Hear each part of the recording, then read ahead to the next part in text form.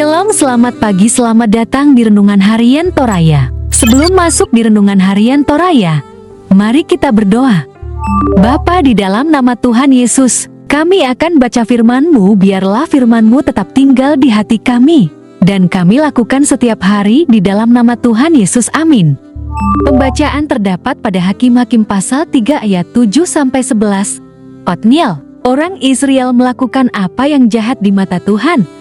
Mereka melupakan Tuhan, Allah mereka, dan beribadah kepada para Baal dan para Asyera. Lalu bangkitlah murka Tuhan terhadap orang Israel, sehingga ia menjual mereka kepada Kushan-Rishathaim, Raja Aram Mesopotamia, dan orang Israel menjadi takluk kepada Kushan-Rishathaim 8 tahun lamanya. Lalu berserulah orang Israel kepada Tuhan, maka Tuhan membangkitkan seorang penyelamat bagi orang Israel, yakni Otniel, anak Kenas adik Kaleb. Roh Tuhan menghinggapi dia dan ia menghakimi orang Israel. Ia maju berperang, lalu Tuhan menyerahkan Kushan-Rishathaim, Raja Aram, ke dalam tangannya, sehingga ia mengalahkan Kushan-Rishathaim. Lalu amanlah negeri itu 40 tahun lamanya. Kemudian matilah Otniel anak Kenas. Tema hari ini adalah dipulihkan dalam pertobatan. Dipo pembali ulendui ka pengkatobaran. Apakah Anda pernah merasa seperti terjebak dalam siklus dosa dan penyesalan yang berulang? Mungkin Anda berjanji kepada Tuhan untuk berubah, tetapi akhirnya kembali pada pola yang sama. Inilah yang dialami bangsa Israel dalam perikop ini.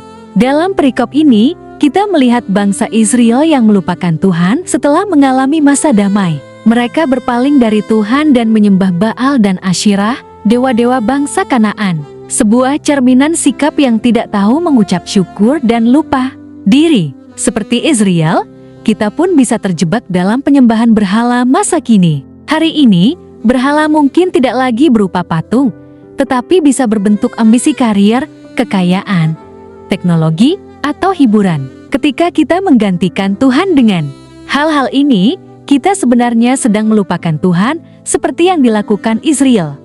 Dunia menawarkan banyak hal yang terlihat menarik dan memberikan kepuasan sesaat, tetapi pada akhirnya membawa kita ke dalam kehampaan. Namun, ada kabar baik. Ketika bangsa Israel berseru kepada Tuhan dalam penyesalan, Tuhan membangkitkan Otniel sebagai penyelamat mereka. Ini adalah gambaran kasih karunia Tuhan yang selalu siap memulihkan kita ketika kita bertobat. Roh Tuhan turun atas Otniel, memberikan dia kuasa untuk membebaskan Israel dari penindasan. Di sini kita melihat bahwa pertobatan bukan sekadar meminta maaf, tetapi mengakui dosa kita dan kembali ke jalan Tuhan yang selalu setia memulihkan kita. Yesus Kristus Sang Penyelamat telah datang untuk membawa kebebasan dan pemulihan dari perbudakan dosa.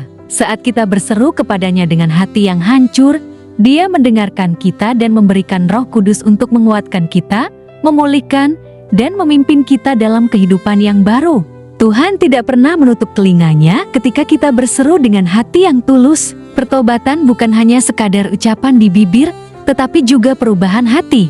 Datanglah kepada Tuhan dengan kesadaran bahwa Anda membutuhkannya lebih dari apapun. Mintalah Roh Kudus untuk menganugerahkan kesadaran dan kekuatan setiap hari. Amin. Mari kita berdoa. Bapa di dalam nama Tuhan Yesus, kami sudah baca firman-Mu, biarlah firman-Mu tetap tinggal di hati kami, dan kami lakukan setiap hari di dalam nama Tuhan Yesus, amin. Selamat beraktivitas, Tuhan Yesus berkati, amin.